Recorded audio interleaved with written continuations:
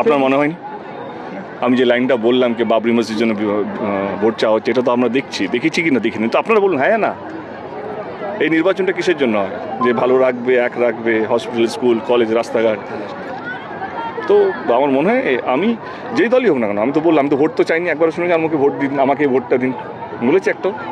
আপনাদের যদি মনে হয়, কারণ ভোট এমন একটা জিনিস, সেটা প্রত্যেকটা মানুষের গণতান্ত্রিক অধিকার। আমি আমার দলের হয়ে কথা বলতে পারি, আমার দল কী কী কাজ করেছে এবং আগামী দিনে কী কী কাজ করবে, এইটাই তো ক্যাম্পেন হওয়া উচিত। আমি জয় শ্রীরাম বলবো, আল্লাহ আকবার বলবো, এইটা বলবো, ধর্ম দিয়ে, সুশ্রী দিয়ে মানুষকে বিভ্রান্ত করা সেই রাজনীতির মধ্যে আমি বিশ্বাস করি না, নিতে চাই না। কেউ বলছে আমরা যদি জিতি, আমাদেরকে যদি ভোট দেন তাহলে আমরা বাবরি মসজিদ করব। কেউ বলছে আমরা রাম মন্দির করেছি, তার জন্য আমাকে ভোটটা দিন। আমি একটাই কথা বলতে চাই বাংলার প্রত্যেকটা মানুষকে, শুধু বাংলা কেন, ভারতবর্ষের প্রত্যেকটা মানুষকে, আমাদের দেশে নির্বাচন কি শুধু মন্দির বা মসজিদ বানানোর জন্য হয়? নির্বাচনটা আসলে হয় কে কতগুলো স্কুল করবে, হসপিটাল করবে, রাস্তাঘাট করবে, আপনাদেরকে ভালো রাখবে, আপনাদেরকে সুস্থ রাখবে এবং আপনাদেরকে যে এক রাখবে। এই নির্বাচনটা হচ্ছে সেই নির্বাচন। আমি আপনাদেরকে অনুরোধ করবো, ভোট যাকে ইচ্ছা দিতে পারেন, কিন্তু মাথায় রাখবেন জয় শ্রীরাম আর জয় বাংলার মাঝখানে ফাঁসবেন না।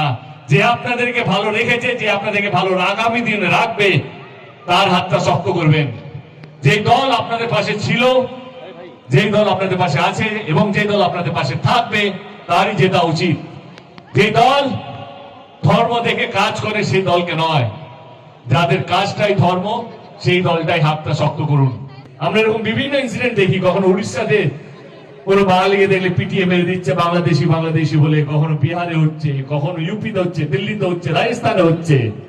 কিন্তু একটাই কথা বলো, কিছুদিন আগে উত্তরপ্রদেশের চিফ মিনিস্টার এসে বললেন কি এখানে উত্তর বিহার মুখোশকে বেরিয়ে গেছে, হয়তো স্লিপ অফ টাং হয়েছে হয়তো।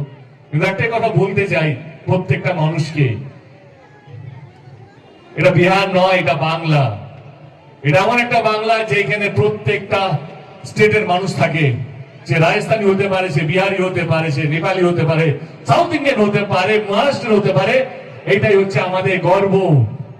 আমরা জাত দেখি না, আমরা ধর্ম দেখি না, আমরা শুধু মানুষকে ভালোবাসতে পারি, মানুষকে আগলে রাখতে পারি এবং মানুষের জন্য লড়তে পারি এবং মানুষকে ভালো রাখার জন্য মরতেও পারি। এটা হচ্ছে বাংলার ঐতিহ্য, এটা হচ্ছে বাংলার গর্ব।